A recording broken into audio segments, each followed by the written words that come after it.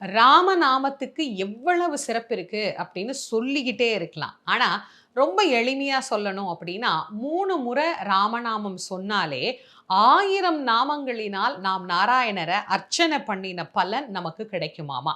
எப்படி அப்படின்னு தானே யோசிக்கிறீங்க? ராமா அப்படின்னு நாம சொல்றோம்ல, அந்த ராம நாமத்துக்கு ஒரு எண்ணிக்கை உண்டு. ரா அப்படிங்கிற எழுத்துக்கு 2 என்ற எண்ணிக்கையும், மா என்கின்ற எழுத்துக்கு 5 அப்படிங்கிற எண்ணிக்கையும் உண்டு. 2 இன்டு 5 10. ஒரு முறை ராமா அப்படின்னு சொன்னா 10 அப்படிங்கிற அந்த எண்ணிக்கையை குறிக்கும். இப்ப ராம, ராம, ராம அப்படின்னு 3 தடவ சொல்லணும். எப்படி சொல்றது? 10 இன்டு 10 இன்டு 10. 10 இன்டு 10 100. 100 இன்டு 10 1000. 1000 முறை மற்ற நாமங்களை சொல்லி நாராயணரை வழிபாடு பண்ணினா என்ன பலனோ, அந்த பலன் 3